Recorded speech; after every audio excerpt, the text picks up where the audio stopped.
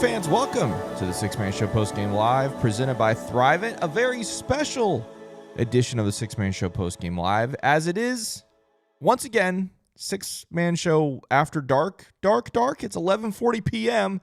tonight off of a Magic victory, 111-109 in Los Angeles over the Clippers. It's a special episode tonight because it's such a late night. We're going to combine the post-game live with our normal Monday podcast episode. So in just a moment, Jonathan Osborne is going to join me, and we're going to talk about this game. Obviously, we'll talk about last night's game and so much more. So stay tuned for that. Very glad you're here. Magic win. Wow, what a relief after such a brutal loss last night in Phoenix. What a bounce-back performance by the Magic tonight. Second night of a back-to-back, traveling to Los Angeles to take on the Clippers. In a game that was really a battle. Kawhi Leonard is obviously just a machine, and he proved that once again tonight. But fortunately, the Magic were just able to make a couple more plays than the Clippers down the stretch when it mattered on the way to a 111-109 victory. Shout out Desmond Bane. Second night in a row, the dude goes crazy. 36 for him, 4 of 6 from 3 as part of that, and 13 of 19 from the field. Just outrageous 24 hours for Desmond Bane. He's the reason you were in the game last night. He's the reason you win the game tonight. Big night for him. Wendell Carter Jr. with a double-double, had some really big rebounds. The game wasn't perfect tonight. Magic struggled in some areas, gave up a lot of offensive rebounds once again. But hey, a win is a win. And don't look now because, let's see, they are, I think they've won, 6 of their last 8 or something like that. That's off the top of my head. If you go back before the All-Star break, because they had won 3 of 4, and then, something like that. 5 of 7, 6 of 8, something like that. And so, definitely something to keep an eye on as the Magic turn their attention to the Lakers on Tuesday as they wrap up this West Coast trip. Welcome to the Six-Man Show Postgame Live, presented by Thrivent. My name is Kevin. Glad you're hanging out with us tonight. Like I said, it's going to be a special episode. Jonathan Osborne is going to join me in just a moment. But first, I want to tell you about a couple of our sponsors. First off, Thrivent. They're the presenting sponsor of the Six-Man Show Postgame Live. Marc.Abraham is a die-hard Orlando Magic fan and season ticket holder, and he's also a financial advisor who is out to help fellow Orlando Magic fans be wise with their money. And so, if you are looking for someone to help you on this journey to financial freedom, he's a great guy to have in your corner, whether you're thriving financially and you're trying to figure out what to do with your finances, whether investing or something like that, or maybe you're struggling financially, trying to figure out how to make ends meet. Maybe you're trying to claw out of some debt. Marc.Abraham, again, is a guy you want to have in your corner. You can give him a call at 407-366-4364. The consultation call is completely free. Not only can you talk finances, he can talk some Magic basketball. I know he'd enjoy that as well. Or you can shoot him an email at and his website. Both of those are down in the description below as well. Huge shout out to Mark and Thrivent for sponsoring the show. Also want to shout out another one of our partners, the Posit Group. They are your home team on and off the court. If you are looking to buy or sell a home in Central Florida, look no further than the Posit Group. Ken and his team are the best of the best in Central Florida. Again, so whether it's you or someone you know, someone you love, looking to buy or sell a home in Central Florida, you want the Posit Group to be your real estate professionals. You can go visit their website at pozek.com. That's pozek.com, and let them know that your friends over at the Six-Man Show sent you. Thank you to Thrivent and to the Posit Group. All right, let's start the show as we always do with our Super Chats. First off, Buffalo Sean is here. Says, nice to see a bounce-back game for Wendell. Dez is a beast. This team still perplexes me on back-to-backs, but nevertheless, play the song. This team's back-to-back record this year is stellar. It's hard to believe just how good it is, especially at a night like tonight when the Magic played 58 minutes last night, with the 2 overtimes, and still found a way to dig deep and beat a team that hadn't played since Friday, or either Thursday or Friday, I can't remember, but hadn't traveled either, And so that's a good Clippers team. I know it's a different team than before the trades that they did, but still it's a very good team, obviously. I would argue that tonight's matchup, forget the back-to-back stuff, tonight's matchup was more difficult on paper than last night's, because of the guys that the Suns were missing. And so I give the Magic a lot of credit for finding a way to get the win tonight. But more importantly, Buffalo Sean said the 3 most beautiful words in all of sports that we do after every single Magic victory: play the song.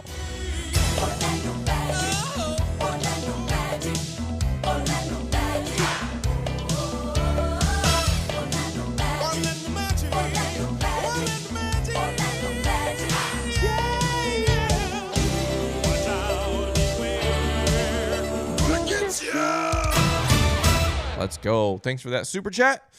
Luis Rosario says, great way to steal a game. Magic win. Play the song. Let's go. Yeah, what a...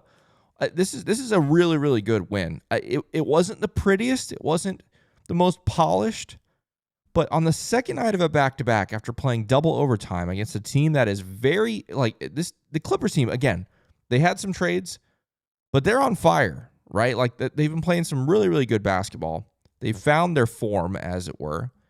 This is a really, really good win.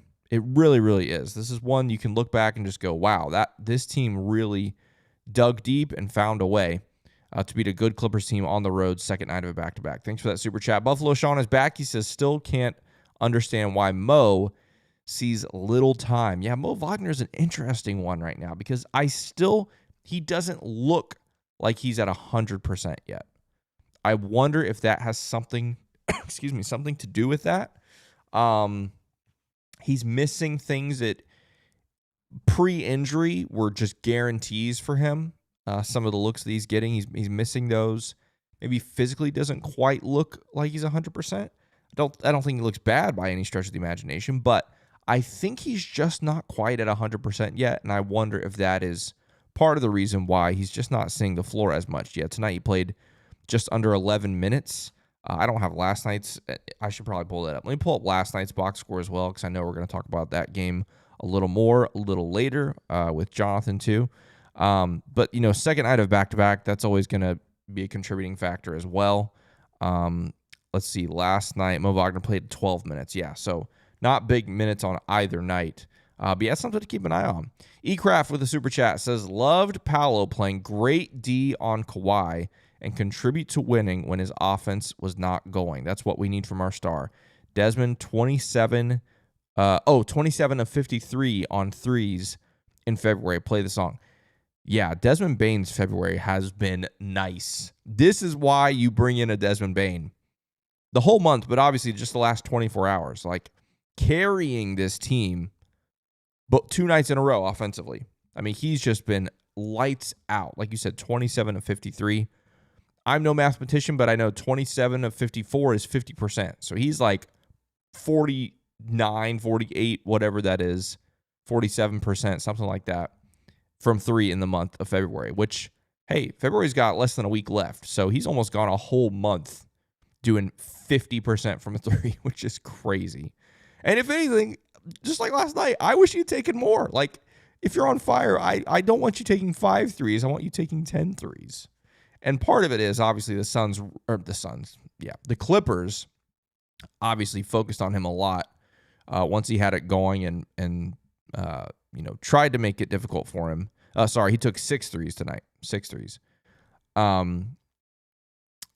He was obviously getting it going, and the Clippers tried to slow him down, so that they made it difficult for him to get open. But still, love to find a way to get more than 6 attempts. And eCraft with another super chat says, also a polished and focused closing of this game. Mo's with good timeouts and better rotations today. Haven't been able to say that in a while. Yeah, again, I was very, very happy. I think professional is the way I describe this the end game performance. Like, this team, they were trailing 107-105, I want to say off the top of my head. Went on a 6-0 run to make it 111-107. Then Kawhi hits the jumper to make it. So the Magic were the aggressors at the end of this game. They were able to come back, take the lead, get the stops that they needed. It wasn't perfect. Obviously, a Desmond Bane play at the end. 2 of them. One was the clean block at the end that set up the potential game winner, which, goodness gracious, we haven't even talked about that. When that 3 leaves his hands, I'm just like, please not back-to-back 3-point buzzer beaters for the loss in the span of 24 hours, because that would have been painful. Fortunately, it didn't go. But back to Desmond Bain. He is blocked on the possession before, obviously. The goaltending call earlier, full transparency, I did not see an angle that confirmed a goaltend to me. I didn't hear, or at least I don't remember when they came back with the review, if they said the call on the floor stands or the call on the floor is confirmed. I did not hear that. I don't know. So maybe they called it on the floor and they couldn't confirm or deny it, so they just said it stands. Or if they said the call is confirmed, then that means they have video evidence, maybe a different angle or something, to confirm that it was a goaltend. But the angles we saw, I saw nothing that was conclusive. And so that's very interesting. But yeah, outside of that, I mean, this was a this was a very well executed end of game, especially defensively. It was mentioned earlier. Ecraft mentioned the defense Paolo played on Kawhi, especially in that one final possession, was really, really special. One more super chat here from this one's from Future. It says, super good win. Hope to keep this positivity going. All the conversations online been way too negative recently and can't wait to celebrate. Yeah, a lot of negativity on the internet. Go figure. It's often a place of that. But you're right. This was a great win. This is one of, at least for me, one of my favorite wins of the season. This was really, really gritty, and I give the Magic a lot of credit. And again, if you take a look pre-All-Star break, and here we are a handful of games post-All-Star break, the Magic are statistically, standings-wise, they're getting some momentum here, which is huge. And I also love the fact that the Magic are playing, in my opinion, much better defense than we've seen in earlier parts of the season, last night and tonight as well, which is pretty great. Okay, I think our special, I won't even call it a guest. That's dumb. Jonathan Osborne's here. Let's see if I can bring him in here. Jonathan's here. What's up, brother? How's it going? Magic win. Let's go. Oh, mama, don't you cry. Orlando Magic basketball is do or die. Let's go. What's going on? Oh, man, what a day, by the way. Before we even talk about this game, and obviously we'll talk a little bit about last night's game because we didn't get to hear from Jonathan last night, so we'll talk about that. We'll talk about just the state of the Magic in general. The state of sports. How about the United States winning gold in men's hockey? Let's Drop go. the USA in the chat, folks. Oh, Drop the USA in the chat. What a day. What a freaking day, man. First time in 46 years. First time in my lifetime. I don't think you were alive in 1980, Jonathan. No, was not. That was super, super fun. But yeah, what a win tonight, Jonathan. Your initial thoughts on this game? Just a gritty win. I mean, it wasn't pretty. It wasn't, maybe exactly the way that you would draw it up. But especially the second half that Kawhi Leonard had, like when he missed a shot, it was like, hey, thanks for doing us a favor. Desmond Bain kind of like answering the bell time and time again whenever we needed a big play. And much like the Phoenix game, like I felt like the rebounding certainly could have been a lot better tonight. But like guys made plays down the stretch when you really needed it. Like, Wendell had a few big rebounds. He had the big tip to Dez, and then Dez finds Paolo, I think puts you up 4 or 6 there in like the last minute. So that was big as well. Not perfect. I believe Clippers were on the second night of a back-to-back as well, if I'm remembering correctly, but just a gritty win. Like last night, like double overtime, obviously, like tonight could have been like an emotional letdown, or could have been gas, like whatever excuse you want to throw out there.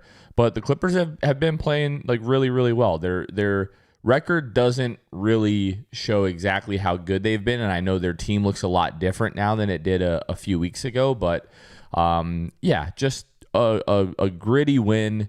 You need every single one of them at this point in the season. Down multiple guys, like especially the Kawhi Leonard problem. Like most nights, obviously, like the Franz Wagner absence is huge and is noticeable. But tonight it was like, that's really who we needed. We needed a Franz Wagner kind of guy to throw at Kawhi when J.I. wasn't on the floor, and we just didn't have it, and nobody else really had an answer for him. Credit to Jamal Mosley for really starting those doubles on him late in the game, which kind of got the ball out of his hands. I thought that was a big turning point. But yeah, I mean, I know we'll talk about like individual performances in this, and Paolo the last couple of games really not shooting the ball well. But I like the way that he was moving the ball. 8 assists in this one, and yeah, just a good win overall. A good win. Not a lot to complain about given the circumstances. And shout out to Paolo for some defense on Kawhi. One of the guys that was thrown at Kawhi late. Oh my gosh! Game. Yeah, that was really, really impressive to see him step up there. That was pretty awesome. But yeah, I loved this win. I really, really did. Like you said, and I actually looked it up while you were talking. Clippers played Friday in Los Angeles against the Lakers, so it wasn't a back-to-back for them. Yeah. So we get even more credit. That's what I'm going to say. But the Magic deserve a lot of credit, like you said. Not just, the emotions of last night, the physical nature of last night. How often do we see in the NBA team on the second night of a back-to-back in a close game just fall apart late in a game? Yeah. Last 5 minutes of a fourth quarter, they're just gassed, they're exhausted, they have nothing left. We saw, in some ways, the opposite tonight with the Magic. They were the aggressors down the stretch. They were the ones that came from behind. I think they trailed 107, 105. And then went on a 6-0 run, I guess it was, to go up 111, 107. And so credit the Magic. Again, I love this win. This is my type of win right here, where it's just gritty, it's ugly. The Magic played good defense for large portions of this game, and so super, super happy with it. We did just get another super chat. Again, it's eCraft, who's been on fire, says, most happy that we learned from our mistakes yesterday. Rebounds, focused at end of game, being way more organized, etc. We need to keep it up. My question, Jonathan, did you think that three was going in at the buzzer? I would have bet my entire life savings in my house that was going in. Oh, man. And 2 buzzer-beating threes in back-to-back nights probably would have been some kind of historic, this hasn't been done in the 3-point era or whatever. And yeah, it was just... It would have been really bad. I think the fan base might have just completely imploded had that shot gone in. And it really felt like it did. I thought Kawhi was just going to force it up. Yeah. And if he had, it probably just goes in because he had that kind of night. But yes, I definitely thought it was going in, and then had a heart attack for a moment when Dante, I don't know if you were listening to the broadcast, but he tried to say that they called the foul, and I was like, wait, what? Yeah. I mean, Dez was kind of close to him, but clearly didn't make contact. Just happy to get a win. And like you said, for some reason I was misremembering their last game, but the fact that they weren't on the second night of a back-to-back, a lot of times, and for a couple of minutes there in that third quarter, it did look like the Magic were starting to run out of gas as Kawhi started to get going, but they just hung in there, kept fighting, kept making plays. Dez was awesome. Paolo had big plays in this one, like you mentioned, that stop on Kawhi, which we all know that Paolo, he's not tasked with being the premier defender on this team, but it is you're very capable. If he would really buy in on that end, I know you're asking a lot because he carries such a load offensively, but it just drives me crazy how good this team can be defensively at times. And we've talked about this ad nauseum, but if they would just do that for even 40 minutes a game, this team would, have, 35 plus wins at this point in the season. Yeah, it's pretty wild. But yeah, shout out. I mean, Desmond Bane, this is why you bring in a Desmond Bane, for the last 24 hours. I mean, really the whole month of February, someone mentioned in the chat earlier, they said he's 27 of 53 from 3, which is crazy. That's disgusting. That's just insane. So yeah, huge credit for him. You're not in last night's game without him. You don't win tonight's game without him. And so yeah, big shout out to Desmond Bane. Keep it going. If Desmond Bane can stay this hot going into April and beyond, anything's possible. You get Franz back, I don't know. That's a whole different rabbit trail. But yeah, just big shout out to Desmond Bane. I do want to ask you, Jonathan, about this game. I have such mixed feelings about what we saw from Wendell Carter Jr. tonight, because there were moments that were... My feelings are not mixed. Not mixed, okay. Because I thought there were moments that were very bad, but then he also ended up with a double-double, had some big rebounds down the stretch. I don't know. Your thoughts about Wendell? The stretch from him in the third quarter was 3 straight, very makeable shots.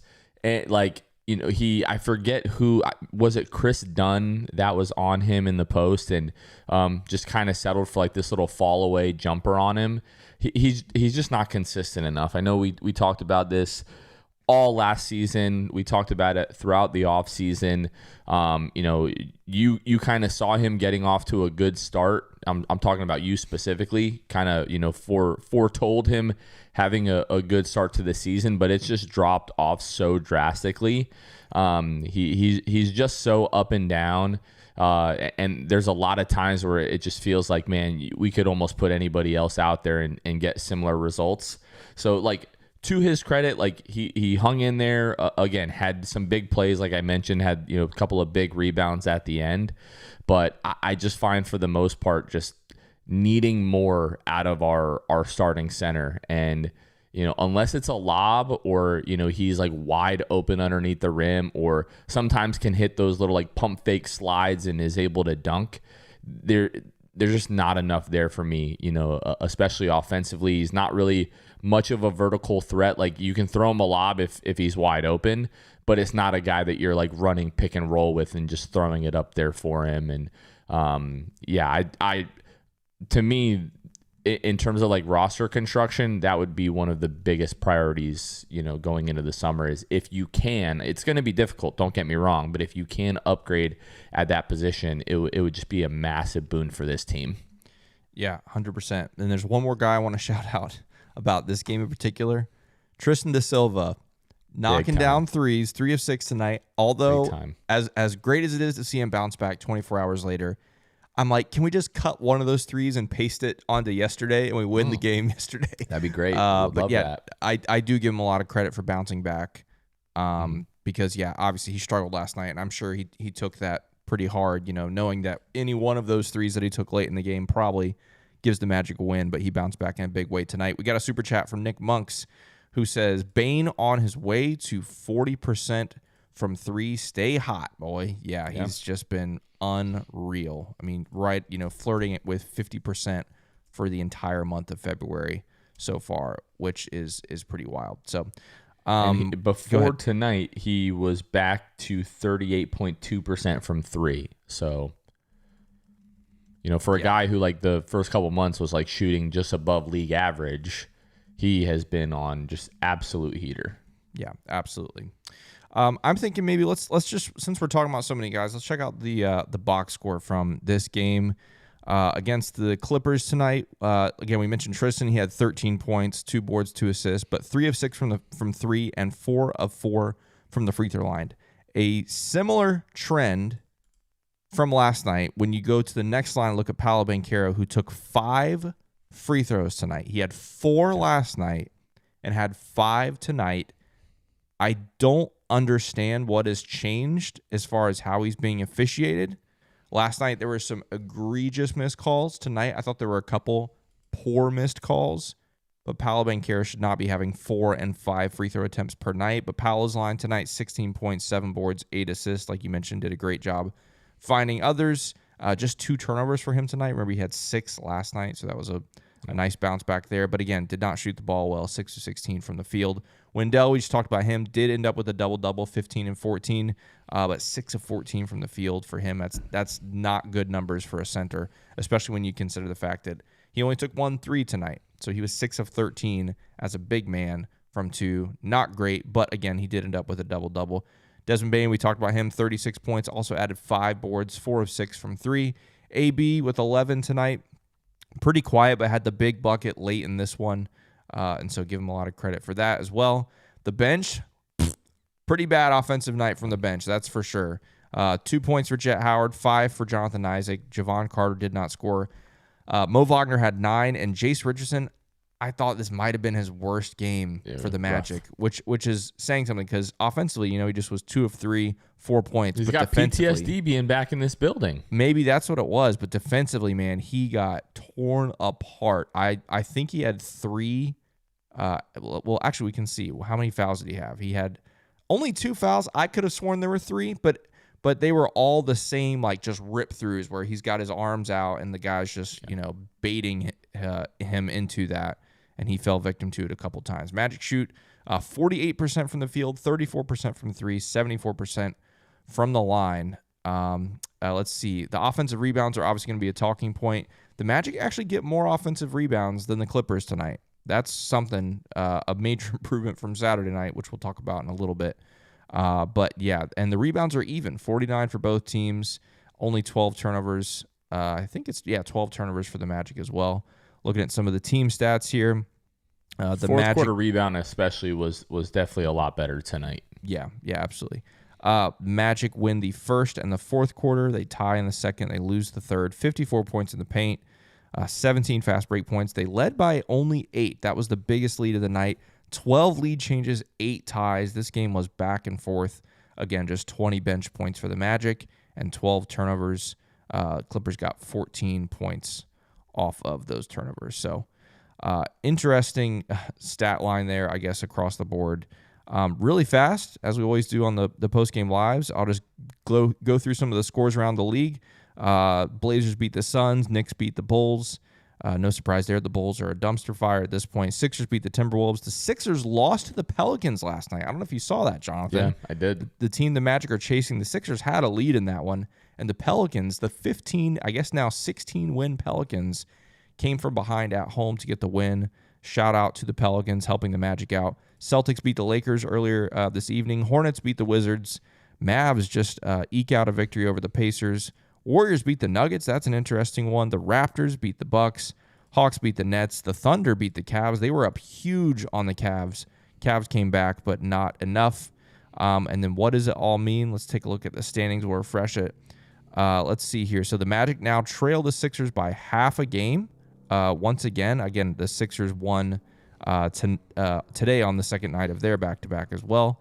But their Magic are a half game back of the 6 seed, 3.5 games back of the 5 seed, 5 games back of the 4 seed. That is feeling more daunting as the days go by because the Cavs, I know they lost today, but the Cavs are really, really hot right now. The Magic are tied, I guess, in games back with the 8 seed Miami Heat. They're 3.5 games up on the Hawks and now 4 games up on the Hornets. So it is shaping up for the final 20-something games. Like, it could be intense battle for the 6 seed there with the 76ers. So something definitely to keep an eye on. Yeah, Magic are back up to 17th in offensive rating after tonight and 13th in defensive rating. They're sitting right at 15th, like right in the middle of the pack in terms of net rating. Magic have been playing, better basketball the last couple of weeks. Still not exactly where we want them to be. And since the beginning of the year, Kev, since January 1st, Desmond Bane on almost 6 attempts a game is shooting 44.8% from deep. Oh my gosh, that's crazy. Not just the month of February, like since the calendar turned, he has just been lighting it up. That is why you trade a handful of picks for a guy like that. That's insane. And I'd be very curious. This would take some time, not something we can do right now, but I'd be so curious the nights when Desmond Bane shoots, I don't know, maybe like pick a conservative number, 36, 37% from 3. The nights when he shoots that, I wonder what the Magic's record is. It's got to be pretty good, which is pretty cool. So, yeah. I can tell you that. You can give me a minute. I can figure it out. At you, our statistician Jonathan Osborne, doing some work over there. But yeah, what was the threshold you gave me? I don't know. I was thinking like 36, 37%, something like that. A solid shooting night. I'm gonna let you know from just a quick glance, it's pretty close to like 500. Yeah. Well, unfortunately, which checks out. Yeah, I guess it does. Yeah. I'm sure when it's worse, the Magic's record is worse too. Obviously, statistically, that makes sense. That is correct. Yeah. Yeah. Yeah. So that's how stats work, I guess. But anyway, yeah, it's pretty funny. Let's see here. I don't know, Jonathan. Do you have any other thoughts about this game in particular? You want to kind of turn our attention to the Suns game and the Magic as a whole? Looking back on this week and those kinds of things. It doesn't really show up too much in the box score, but I thought J.I. had a really solid game, especially defensively. there's just some nights where he's just moving different, and he's like moving like vintage Jonathan Isaac, that we got accustomed to seeing for quite a while whenever he was healthy. And I posted this, but like it gets me really excited for him. Like those nights, I was like, oh, okay, he's moving like this because he can be such a game changer.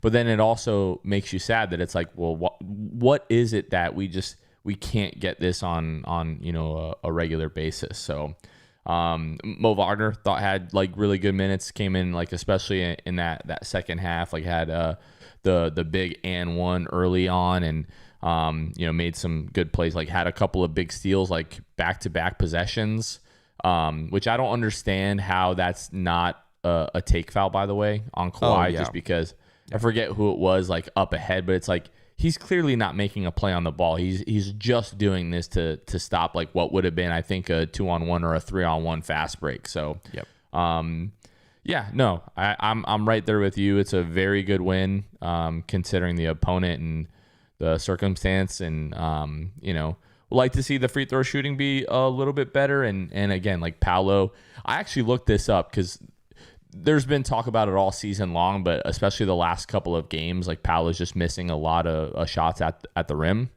According to Cleaning the Glass, he's shooting, I think, 65% at the rim, which is right around his career average. So it does feel like he's missing more of those.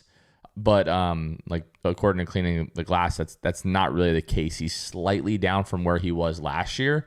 But I do think the biggest thing is like the lack of like free throws that he's getting, at least lately. 4 last night, 5 tonight. So he played, 47 minutes roughly last night, another 37 tonight. So that's like 84 minutes, and he shot 9 free throws in 84 minutes. Like, that's crazy. That just doesn't seem right. Since the beginning of the year, Paolo is shooting 7.4 free throws, which I believe is down from his average. No, that's about where his average has been. So, but again, 4 and 5 the last couple of games, definitely down, pretty significantly from his average. But I liked what he was trying to do tonight. He really wasn't settling too much. Like what game was it? A couple again, like Sacramento felt like the entire team just fell in love with the jumper, and Phoenix also felt like that to an extent. But like I didn't feel like he was like settling for jumpers. I felt like he was trying to get into the rim, do the right things, and 8 assists? Like he's finding open guys and making plays for others. So it's just like We've kind of talked about this for the last several weeks, but he's doing the things that people have asked him to do. He's doing the right things. He's making good plays. At times it feels like he's not aggressive enough, and then when he is aggressive, you just get some nights where he can't buy one. So, but just happy to get the win. Yeah, we just got a super chat here from Nick Monks. By the way, there's still 175 of you with us at 12:12 a.m. What are you doing? Go to bed. Just kidding. Don't go to bed. We're glad you're hanging out with us. Stay as long as you'd like. Whether you're watching this live or watching it later, hit the like button. Appreciate everybody who's tuning in, or maybe you're listening on your favorite podcast platform as well. Next morning, driving into work. Glad you're spending your commute with us. We got a super chat from Nick Monks. Another one says, tough convo, but Bane over Suggs, ? If one has to go. Sheesh. That's a tough conversation for February. But, I mean, look, we've talked about it several times on the show. Decisions are going to have to be made at some point, because you got this guy named Anthony Black who's on your roster and is going to be looking for money eventually. And so whether that's something happens this summer or in the future past that, something is going to have to happen, right? Just financially, the way the roster is made up. Whether it's a Jalen Suggs or some other guard or something like that, we'll see. Or maybe it's Anthony Black. Who knows, right? But something's going to have to happen. You say it's a tough conversation. It is a tough conversation. It feels weird to have that conversation in February to me. But I know it's in the back of Magic fans' minds. I hope it's not in the back of the players' minds. I'd like to think that they're just, obviously locked in and focused on making the season the best that it can be. But eventually, this offseason, a future offseason, whatever, those conversations definitely are going to happen, aren't they? I don't want to think about it right now. That's That's painful. Yeah, there definitely are going to have to be conversations made or had and decisions made at some point. I don't know. From what we've seen this year, both of those guys are like incredibly important to this team. Like without Desmond Bane this year, the Magic are a lottery team without a lottery pick. So, those are conversations that will need to be had, but I don't want to do it at where, quarter after midnight after this game right now. Yeah, 100% agree. Yeah, that someday we will have that conversation, but come back to us in like July. Maybe that might be. I don't even know if it's like an either or conversation, because like there are still I would like to see us move on from Dell and his extension, Jonathan Isaac probably at some point as well. Goga Batadze. Like there are still other contracts that can be moved, give you a little bit more flexibility before you have to make a decision like that. And where the Magic are right now, like, of course you want to take care of everybody, but you also have to make like shrewd, like business and money decisions right now. And one of those is probably not extending Anthony Black. As good as he's been, I think like from the franchise's perspective, you kind of have to make him like prove it again. Like, let's see you do this another season. And then because guys play well in contract years all the time. And I'm not saying this is the case with AB, but like just from where the Magic are from a financial perspective, you kind of have to be like, hey, prove it again and you'll get all the money that you deserve. Like, but I don't think you extend him this summer as much as you would like to. It's just like you're strapped for cash. You got to try to stretch every penny right now. Yeah, 100% agree. So that's pretty tough. Jonathan, we want to move to last night and maybe some bigger picture Magic stuff. Sure. Yeah, I know, probably the vast majority of people that are here were, here last night. First of all, awesome watch party. Definitely like one of my favorite venues that we've had. We were at the Castle Irish Pub in College Park, and just a great atmosphere. Kevin and I haven't had really an opportunity to talk about it yet, but we had like the most children that we've ever had at a watch party. Like, and I'm talking about like small, like 3 and under, like just a bunch of like babies at the watch party, which next generation of Magic fans love it. Yeah, exactly. So it was awesome. That was a lot of fun. Heads up, next watch party, March 7th, when the Magic take on the Minnesota Timberwolves, will be at Stadium Club. So come out to that one. But it was a great time. Food was phenomenal. I had never had a Reuben with corned beef before. Oh. Knocked my socks off. But yeah, I mean, that game, super frustrating. Just the shooting really from both teams. But, it came down to, turnovers, like untimely turnovers, really. I mean, 16 is a bit more than you would like. But it was like mostly like the timing of them. The Paolo ones were really bad. Guys getting into foul trouble, Wendell, Dez, both of those guys end up fouling out. To me, Tony Brothers, I don't wish him, anything bad, but I certainly don't wish him well. I wish him indifference, I guess. Like going back to, game 5 last year in Boston and what happened in that third quarter with Paolo. And then like 2 obvious fouls on Paolo towards the end of the game, an obvious foul on Anthony Black, ended up in no free throws for the Magic. I think it was the Anthony Black play where they go down the other end. I don't remember if it was it Gillespie or was it Grayson Allen? One of them walked into a 3 and it was like a 5-point swing, that really hurt. But like ultimately 22 offensive rebounds for Phoenix, a team that like just isn't really that big. It hurt. I mean, Jalen Green, putting up a tour date kind of performance before he hits that, what was he, like 5 for 25 and then ends the game 6 for 26 on that buzzer beater. It just felt like Javon Carter, like, welcome to the team. Like, he's played really well, but just such a huge moment for him. Initially, I thought that first, like, fake where he went up, and I think he passed it to Anthony Black. I thought he was putting that one up, and I was like, please, no, This is not the one. And then relocated, knocks down the big one in the corner. Everybody at the watch party's going crazy because I think you were down like 11 with 7 minutes to go. And knowing that you had another one tonight, it was like, hey, you guys got a few minutes to put this together before you pull the plug and get ready for the Clippers. And they came all the way back, not one, but 2 overtime. Looked like you were going to a third. And then the Jalen Green dagger. It just, man, that one really hurt. But yeah, it felt like a wasted opportunity. You know, no Devin Booker. Dylan Brooks goes out early. Goodwin goes out as well. And although the Magic are not whole, like they had enough to get it done and to get the win and to go, 10 of 39 the game after you set the franchise record for threes. It's just like we can't have anything nice. It seems like at times. So frustrating loss. Another kind of missed or wasted opportunity. You waste a great Desmond Bane game in that one. 34 points, 5 of 9 from 3. The Clippers game also felt like, hey, we could possibly waste another really good Desmond Bane game. Just heart-wrenching, really, that one. For me, the Jalen, if Jalen Green's buzzer beater is the dagger, which it was, when I look at the box score for the Suns, that's like twisting the dagger inside of me, because you look at the Suns, 40 of 117.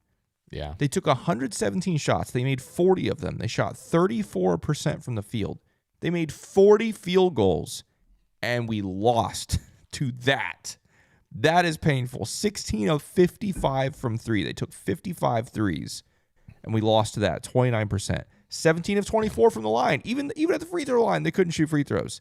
Yeah. We lost to that. Like, looking 20 more field goal attempts. Yeah. And look, everybody's talked about the officiating. You talked about it a little bit last night.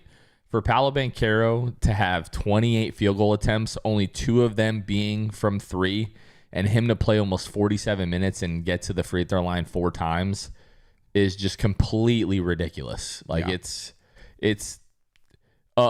just everybody knows how I feel about the officiating, but just a really, really, really tough look.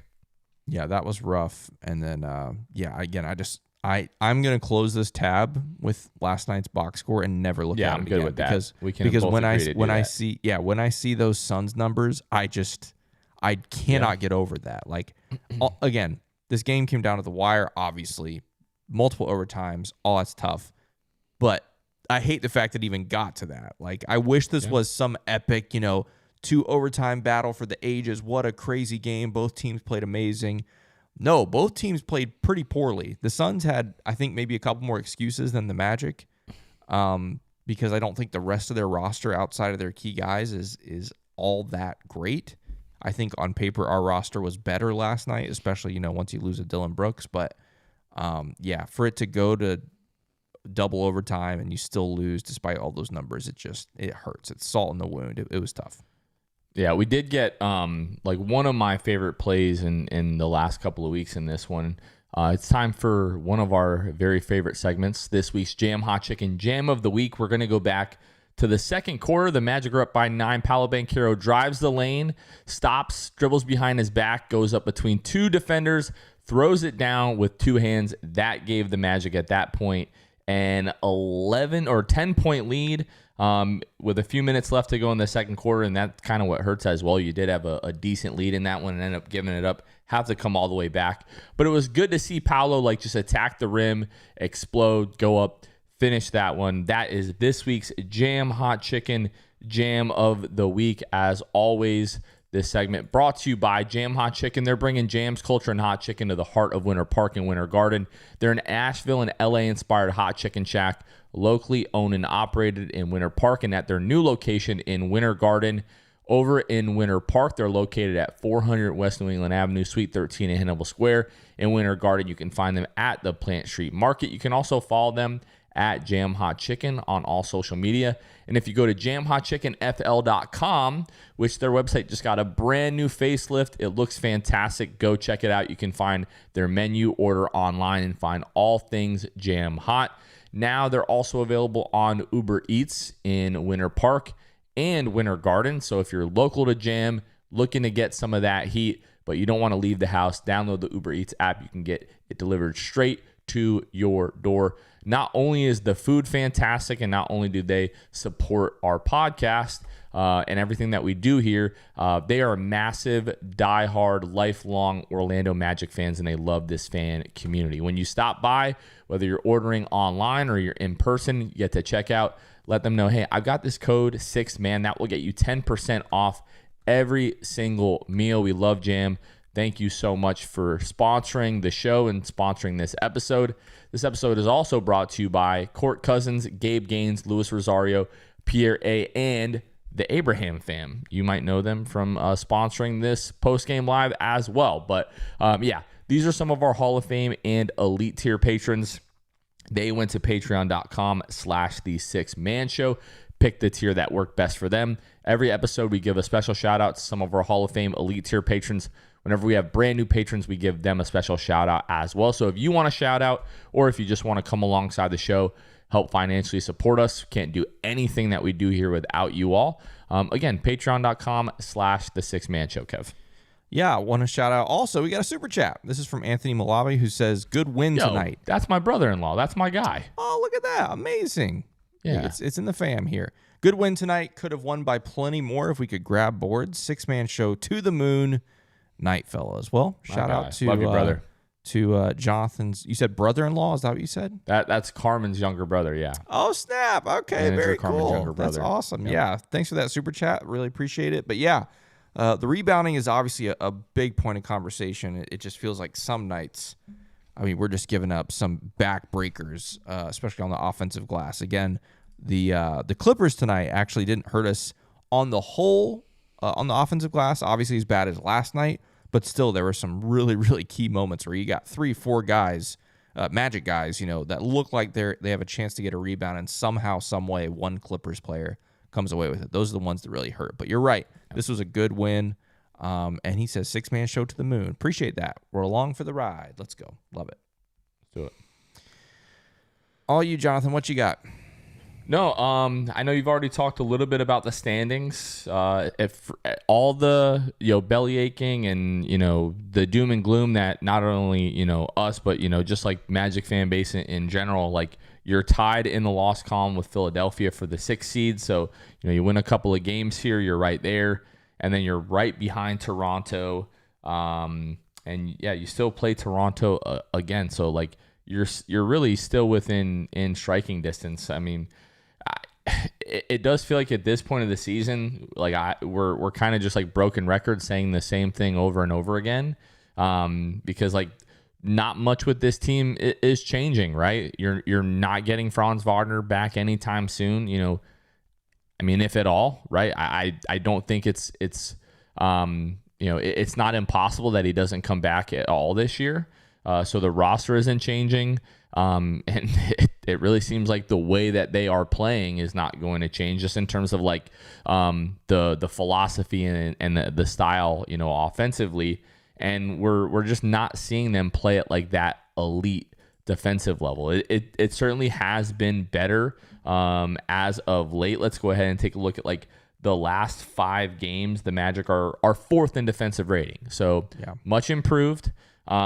But still not really at like that elite level. But you've also been playing without Jalen Suggs, without Franz Wagner. So it is encouraging. It still doesn't feel like it's enough just yet. Here's where I was sitting here earlier thinking, okay, things are better, and they are better. Don't get me wrong. I was like, man, the Magic won 5.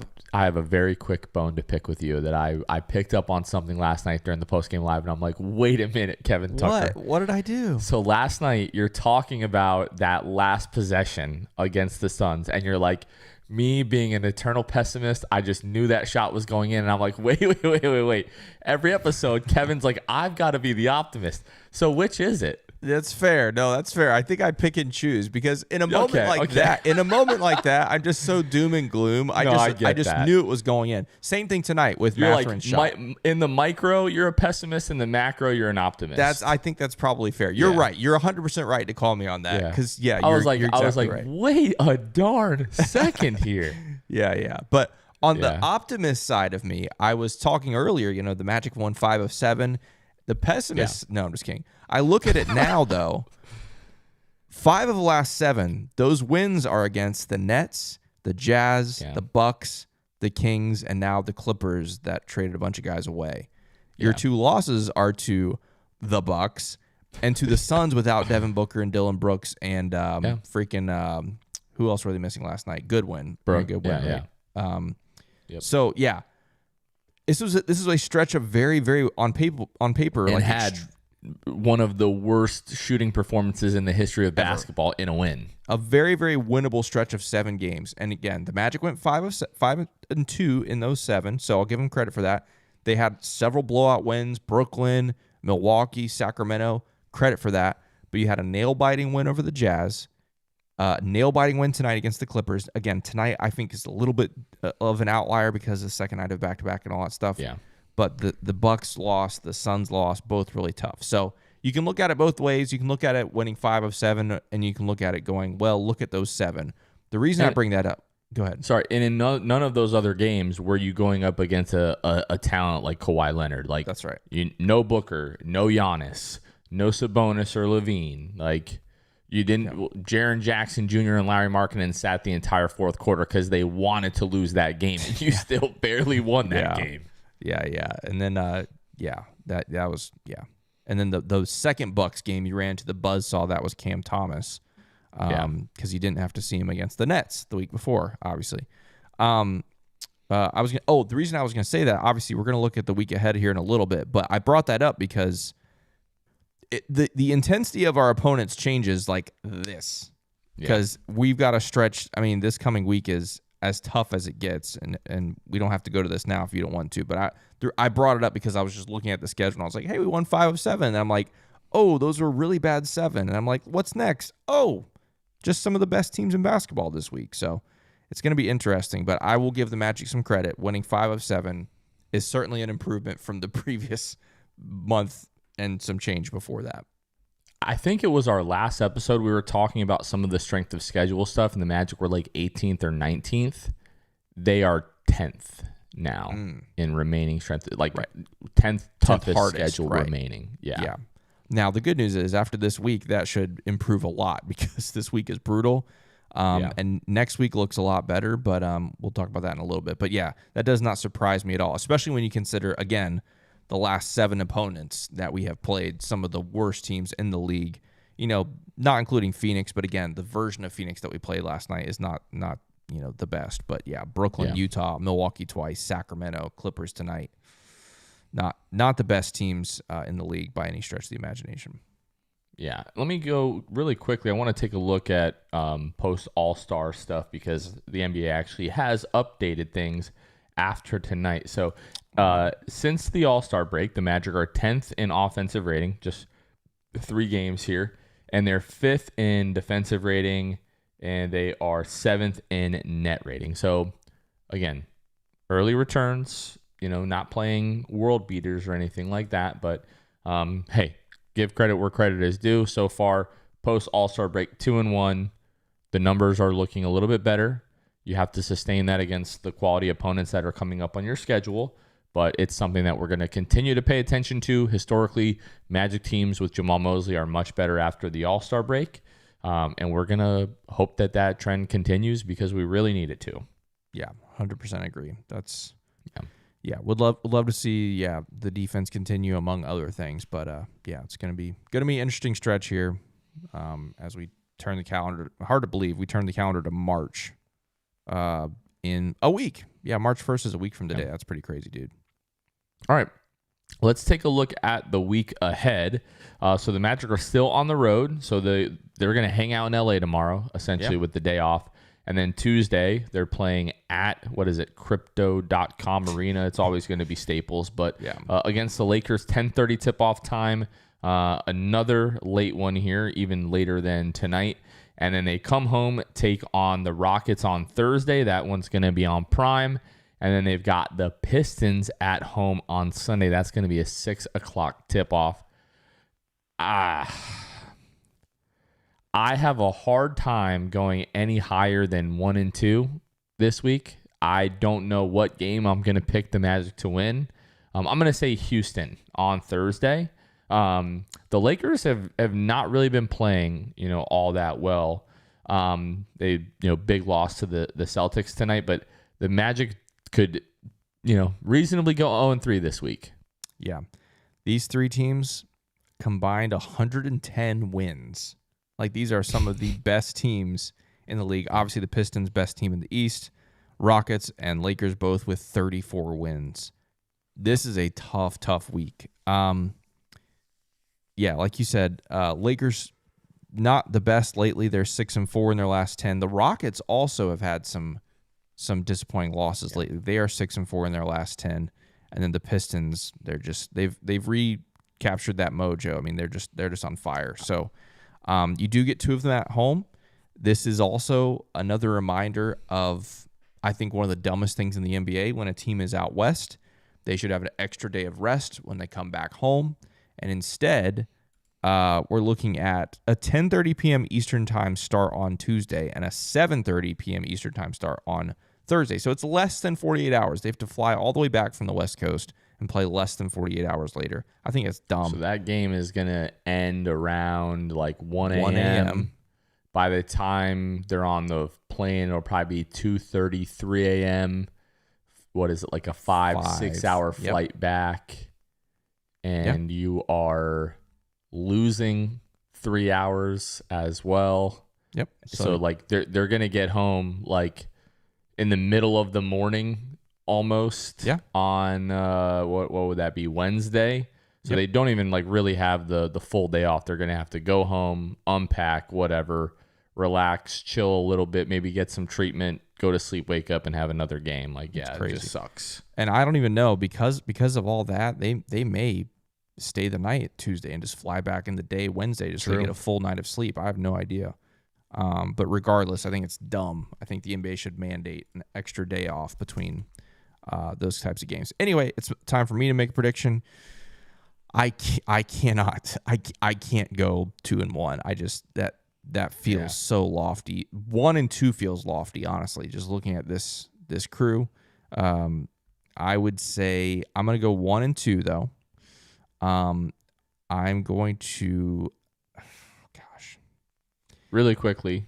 Yeah, I know you're mulling that over. Building. I love it. I'm looking at the like PR schedule right now, and usually they have it designated like when the team is going to depart for where. Right. Right now they don't have an indication, so I don't know if maybe they just have not decided that yet. But usually we'll see like, they'll depart for Orlando following the game, and I'm not seeing any of that right now, so I don't know what their travel schedule is going to be. Interesting. All right, I'm going to do something crazy. I'm going to say 1-2. Oh, no, I'm saying 1-2. Me. What? I said 1-2. That's not that crazy. Yeah. The game I'm going to pick them to win. I am. I'm picking them to beat the Pistons next Sunday. That's what I'm picking. We've already beat them once. I hope so. We're going to beat them again. So. We're going to beat them again.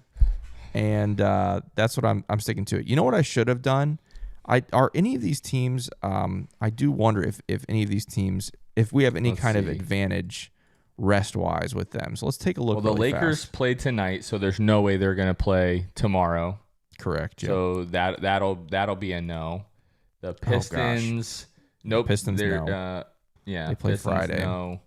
And the Rockets. Yeah, the second night of back-to-back. They play at home Sacramento on Wednesday and then in Orlando on Thursday. Okay. Yeah. See, I knew that. That's why I picked beating the Rockets. That's right. Yeah. I don't know. Maybe we do go 2-1. Just kidding. I'm gonna stick with 1-2. I would love that. I hope you're right. I'm gonna stick with it just because I started that way. We beat the Pistons next Sunday because why the heck not? That's just so in line with this team. Like, why not just beat the best team in the East when you struggled last night against Phoenix with a bunch of guys missing? Anyway, that's my pick. 1-2. Hope it's better than that. But the good thing is, after that, the schedule lightens up for the next week, because the week after that, it's Wizards, Mavericks, and then you obviously do go to Minnesota. That's a tough one, but then you also go to Milwaukee after that. So it's going to be interesting, a little bit easier, but this week is tough. But I'm going to say 1-2. I like it. Real quick reminder, we still have tickets for sale for the Quarter Dreams in the group night. So April 1st, when the Magic take on the Hawks on ESPN. earlier in that day, we're bringing 60 Magic fans who purchased tickets to our group night to the Court of Dreams experience. So earlier that day from 1:30 to 3, we'll actually get to play some pickup hoops on the Kia Center floor. And then that evening, we'll come back to Kia and watch the Magic take on the Hawks on ESPN. So again, the first 60 fans that purchase tickets to that game get access to the Court of Dreams experience. We do have some tickets left, so if you want to check that out, you can go to gofevo.com/event/sixthman, SIXTHMAN 22. So that's going to be awesome. Throw that out there.